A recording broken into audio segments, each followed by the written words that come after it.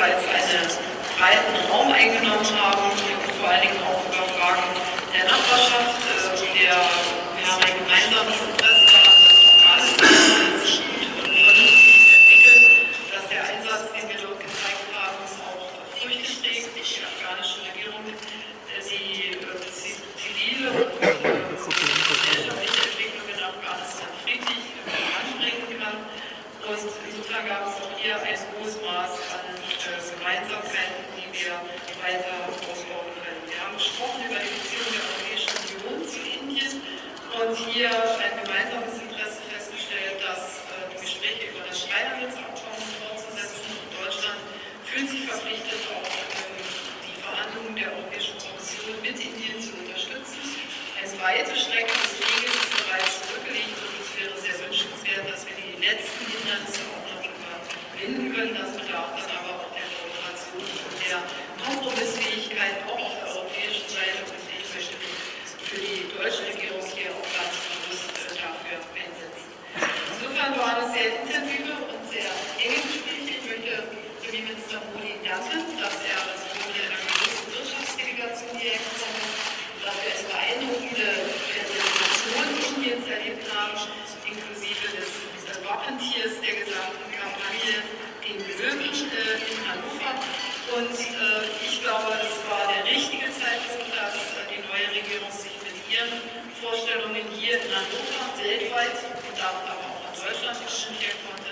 Und ich freue mich auf das Wiedersehen im Herbst in Indien. Ich glaube, bis dahin werden wir weitere Schritte auf dem Weg unserer Zusammenarbeit auch erledigt haben. Nochmal herzlich willkommen.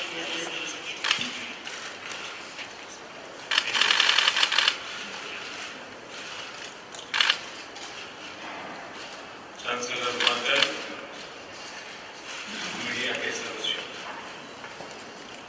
मैं chancellor Merkel का और Germany का आभार व्यक्त करता हूँ। मेरा और मेरे डेलीगेशन का गर्मजोशी और सम्मान की भावना से जो स्वागत किया, इसके लिए हृदय से बहुत बहुत आभार व्यक्त करता हूँ। और विशेष करके इसलिए कि मेरी सरकार के पहले साल में उन्होंने भारत को विश्व के सबसे बड़े ट्रेड फेयर में पार्टनर कंट्री चुना।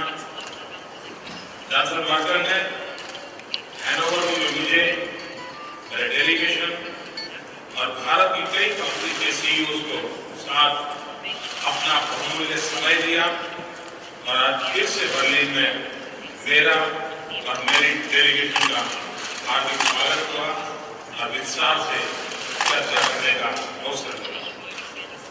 मैं इस बात के लिए धन्यवाद देता हूं कि बड़े खुले मन से और गहराई से भारत और जर्मनी के संबंधों के बारे में हमने बातचीत की।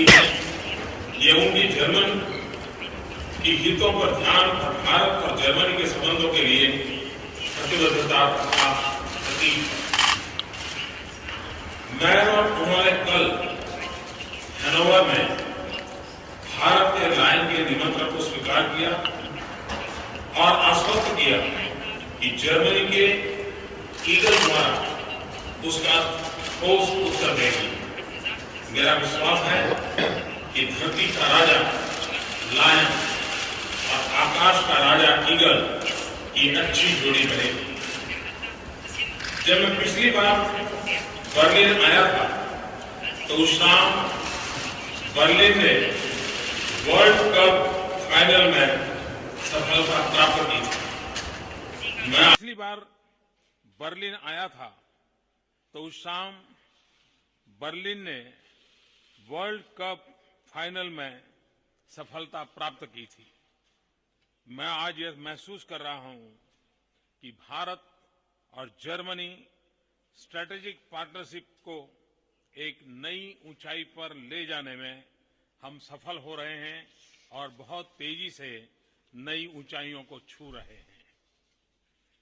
भारत में जब कोई टेक्नोलॉजी, मैन्युफैक्चरिंग या हाई क्वालिटी की बात करता है तो सबसे पहले जर्मनी का ध्यान आता है। तो यह स्वाभाविक है कि आज भारत जब आर्थिक विकास और रोजगार के लिए मेक इन इंडिया के नए रास्ते पर चला है तो उसे जर्मनी के साथ की अपेक्षा है। आर्थिक परिवर्तन या सामान्य व्यक्ति के जीवन में सुधार के किसी भी उद्देश्य के बारे में सोचे तो उसमें टेक्नोलॉजी, स्किल, इनोवेशन एवं इन्वेस्टमेंट की बड़ी भूमिका होती है। मेरा जर्मनी आने का उद्देश्य यह था कि जर्मन इंडस्ट्री को भारत में आने के लिए आमंत्रित करूं और उन्हें आश्वस्त करूं कि उन्हें एक खुले, आसान और स्थिर आर्थिक माहौल मिलेगा और जिसमें प्रवेश करने में और काम करने में मेरी तरफ से पूरी सहायता मिलेगी। चांसलर मर्केल और जर्मन इंडस्ट्री के उत्साह और रुचि को देख करके मैं बहुत प्रोत्साहित महसूस कर रहा हूं। उनके फीडबैक से नीतियों को बनाने में बहुत लाभ होगा। मैंने यह निर्णय किया है कि जर्मन कंपनीज के लिए हम एक मैकेनिज्म बनाएंगे ताकि उनको भारत में निवेश करने में, बिजनेस करने में आसान रहे, सुविधाएं उपलब्ध हो। भारत का मेक इन इंडिया और हमारे युवाओं को रोजगार, स्किल डेवलपमेंट पर आधारित है। जर्मनी पूरे विश्व में स्किल डेवलपमेंट के क्षेत्र में लीडर माना जाता है। भारत में स्किल डेवलपमेंट हमें उनकी परिस्थितियों को देखते हुए करनी होगी। साथ ही साथ जर्मनी से हम बहुत कुछ सीख सकते हैं और इस बारे में विस्तार से बातचीत हुई है। उसी प्रकार साइंस, टेक्नोलॉजी और एजुकेशन में हम और घनिष्ठ संबंध और सहयोग बढ़ाएंगे। एक क्षेत्र जो मेरे लिए निजी रूप से और देश के लिए बहुत बड़ी प्राथमिकता रखता है वह है रिन्यूएबल एनर्जी और एनर्जी एफिशिएंसी। जैसा कि मैंने पहले कहा कि हमने 175 गीगावाट का रिन्यूएबल एनर्जी का बहुत बड़ा लक्ष्य रखा है। जर्मनी इस क्षेत्र में भारत को बड़े स्तर पर आर्थिक सहयोग कर रहा है। मैं चाहूंगा कि इसके साथ ही जर्मनी भारत में क्लीन एनर्जी के उपकरणों का बनाने में भी आगे बढ़े और साथ मिलकर क्लाइमेट चेंज की चुनौती का हम सामना करें। भारत मैन्युफैक्चरिंग हब बनेगा और इंफ्रास्ट्रक्चर का विस्तार होगा तो ट्रेड के लिए भी लाभदायक होगा। आयात की जरूरत और बढ़ेगी और स्वाभाविक है कि इससे जर्मनी की इंडस्ट्री को भी बहुत लाभ होगा। इस संदर्भ में यह भी कहना चाहता हूं कि भारत और European Union broad based trade और इन्वेस्टमेंट एग्रीमेंट पर बातचीत 2 साल से रुकी हुई है। मैंने चांसलर मर्केल से आग्रह किया है कि भारत और यूरोपीय यूनियन की बातचीत को जल्द से शुरू किया जाए तथा संतुलित और दोनों पक्षों के लिए लाभदायक एफटीए संपन्न किया जाए। भारत एडवांस टेक्नोलॉजी और डिफेंस मैन्युफैक्चरिंग के क्षेत्र में भी सहयोग बढ़ाना चाहता है। आशा करता हूं कि जर्मन इंडस्ट्री इसमें गर्मजोशी से भाग लेगी और आपकी सरकार से पूरा सहयोग मिलेगा। चांसलर मर्केल और मैंने अंतर्राष्ट्रीय मुद्दों पर भी बातचीत की है। भारत में हमारा यह मानना है कि यूरोप की आर्थिक गति वैश्विक अर्थव्यवस्था के लिए और यूरोप में स्थिरता वैश्विक शांति के लिए अत्यंत महत्वपूर्ण है। इन दोनों चुनौतियों पर जर्मनी के नेतृत्व की विश्व की अपेक्षा है। मैं ईरान से सफल बातचीत के लिए आपका भी सराहना करता हूं। इससे पूरे क्षेत्र पर सकारात्मक प्रभाव पड़ेगा। पश्चिम एशिया में अस्थिरता हमारे नागरिकों की सुरक्षा पर असर करती है। अफगानिस्तान में शांतिपूर्ण और लोकतांत्रिक विकास दोनों के लिए महत्व रखता है। इस शताब्दी में एशिया पैसिफिक क्या दिशा लेता है वह सबके लिए मायने रखता है। आतंक फैल रहा है और नए स्वरूप ले रहा है। इसका खतरा अब विश्व के सभी भूभाग में हम करीब से अनुभव कर रहे हैं। इस वैश्विक चुनौती के लिए व्यापक वैश्विक स्ट्रैटेजी की आवश्यकता है, जिसमें भारत और जर्मनी मिलकर काम कर सकते हैं। आने वाले समय में समुद्री, साइबर और आंतरिक सुरक्षा सभी के लिए चिंता का कारण बन सकता है और इसमें सहयोग बढ़ाना बहुत ही आवश्यक है। मेरा मानना है कि भारत और जर्मनी दोनों देश ऐसे हैं जिसे यूएन सिक्योरिटी काउंसिल में स्थायी सदस्यता का अधिकार है और इससे विश्व भी लाभान्वित होगा। हम दोनों चाहते हैं कि 70वीं वर्षगांठ तक एक उत्तम अवसर बने जिसमें यूएन सिक्योरिटी काउंसिल रिफॉर्म को पूरा किया जा सके। हम दोनों पेरिस में एक सफल COP21 की अपेक्षा करते हैं। अंत में मैं एक बार फिर कहना चाहूंगा कि सफल और उत्पादक यात्रा के लिए मैं आप सभी को विशेष रूप से चांसलर मर्केल का आभार प्रकट करता हूं और अक्टूबर में मैं चांसलर मर्केल की भारत की यात्रा का उत्सुकता से इंतजार करूंगा। बहुत बहुत धन्यवाद।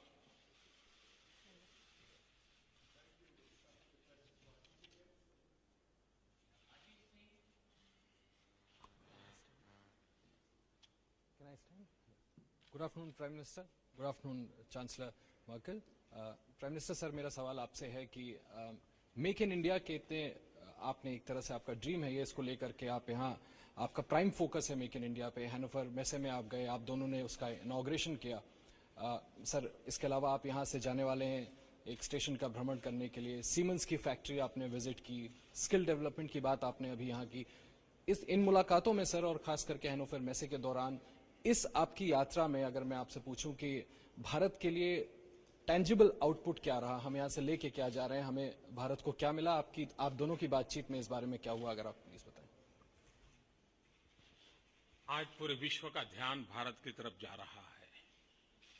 भारत दुनिया की सबसे तेज गति से आगे बढ़ने वाली इकोनॉमी के रूप में उसने अपनी जगह बनाई है। भारत के पास 3 प्रमुख ऐसी सुविधाएं हैं जो विश्व में किसी के पास नहीं है। Demographic dividend, democracy and demand. और इन तीनों बातों को देखें तो भारत में मैन्युफैक्चरिंग हब बनने की पूरी संभावना है, जहां लो कॉस्ट मैन्युफैक्चरिंग हो, जीरो डिफेक्ट जीरो इफेक्ट के साथ हो और दुनिया के सभी इन्वेस्टर्स के लिए भारत एक ऐसी जगह है कि जहां पर विपुल मात्रा में वर्कफोर्स है, जहां बहुत बड़ी मात्रा में डोमेस्टिक डिमांड है और जहां की डेमोक्रेटिक वैल्यूज हैं जो जर्मनी और भारत दोनों समान रूप से शेयर करते हैं। तो एक ऐसा माहौल है कि जिसके कारण विश्व के अनेक देशों को और जर्मनी को विशेष रूप से भारत अनुकूल है। जर्मनी की ताकत है मैन्युफैक्चरिंग। विश्व की आवश्यकताओं की पूर्ति के लिए जर्मन कंपनी और भारत देश का माहौल, ये दोनों मिलकर के काम करें तो विश्व की अनेक आवश्यकताओं को हम बहुत अच्छे ढंग से पूरा कर सकते हैं।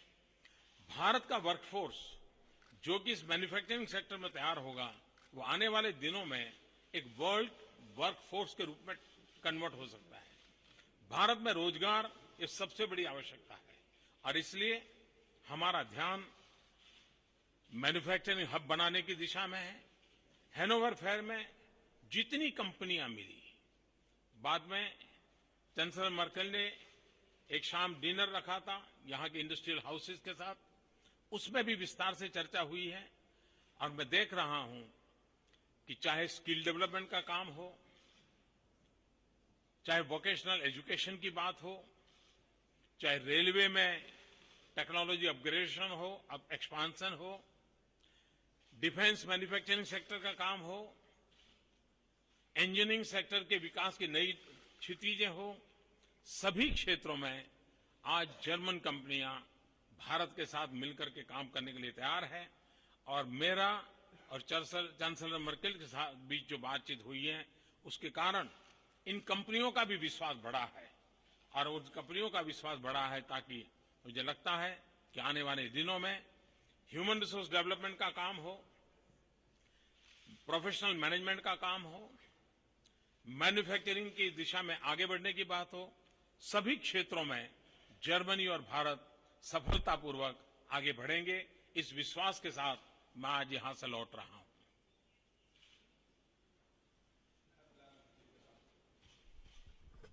Ja, Frau Bundeskanzlerin, Herr Premierminister, Sie haben das Thema angesprochen. Iran. Nun hat gestern der russische Präsident Putin einen Lieferstopp gegen moderne Flugabwehrraketensysteme aufgehoben. Sehen Sie darin einen Verstoß gegen die UN-Sanktionen gegen den Iran? Und sehen Sie darin ein Problem für eine Rückkehr Putins und Russlands an einen internationalen Verhandlungstisch? Ich glaube, dass erst einmal die Tatsache, dass vor Ostern das Rahmenabkommen gelungen ist, ein wichtiger Schritt war, dem jetzt der Schritt folgen muss, daraus ein fertiges Abkommen zu machen. Ich plädiere dafür, dass man Sanktionen möglichst geschlossen aufhebt, aber ich sehe keinerlei Grund, dass nicht die Gespräche in dem Kreis jetzt weitergeführt werden, wie sie weitergeführt werden wurden oder wie sie geführt wurden. Das heißt P5 plus Deutschland mit dem Iran. Und diese Arbeit liegt jetzt vor uns und das ist das, worauf ich mich am meisten konzentriere.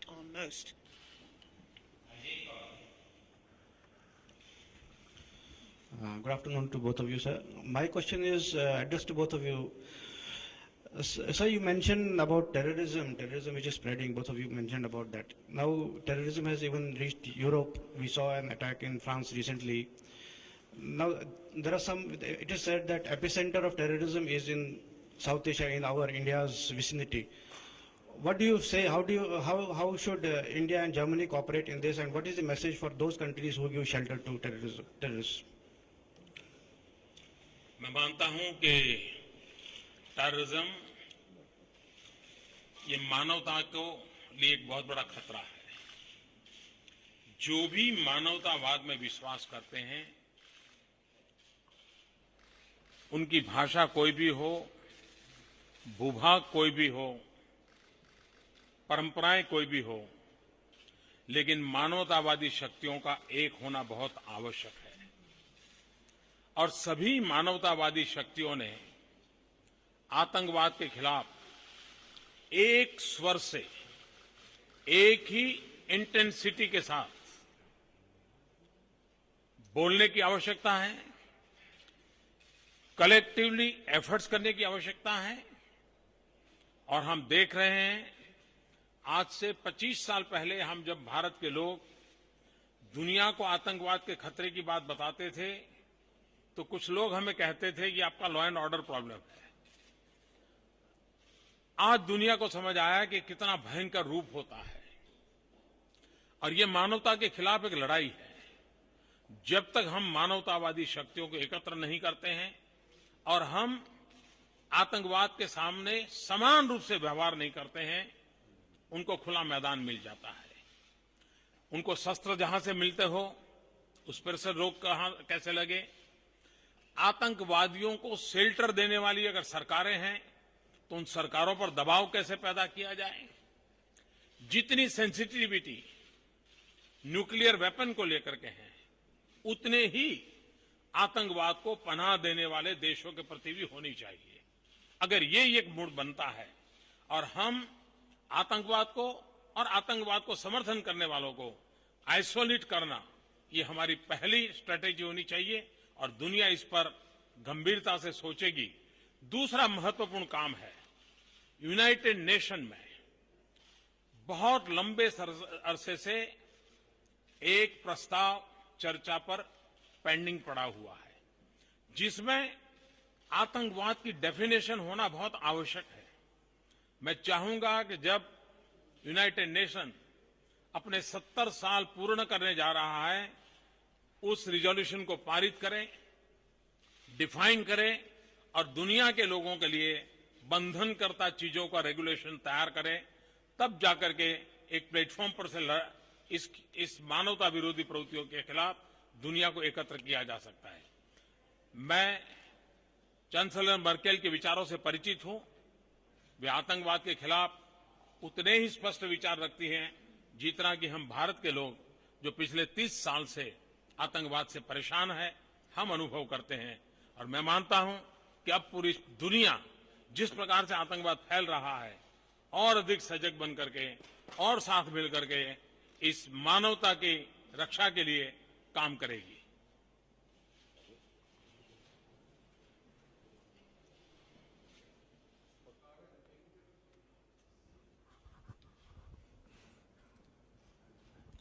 Herr Ministerpräsident, Sie haben die Reform des UN-Sicherheitsrates erwähnt.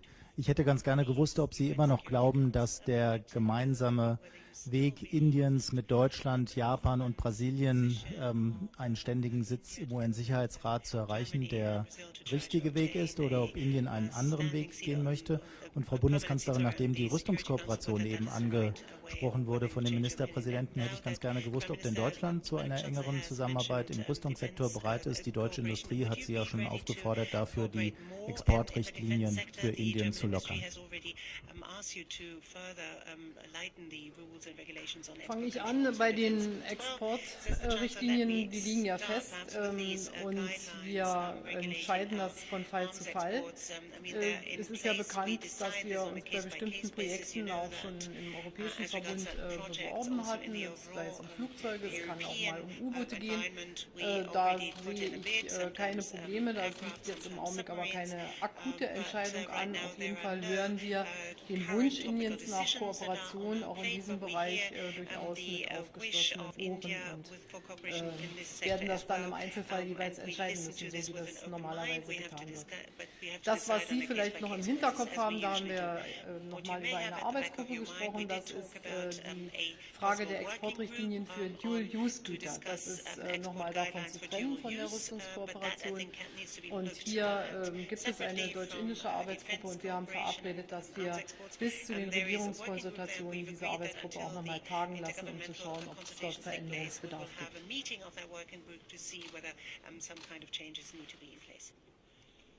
एक विषय जो आपने पूछा है permanent membership security council में,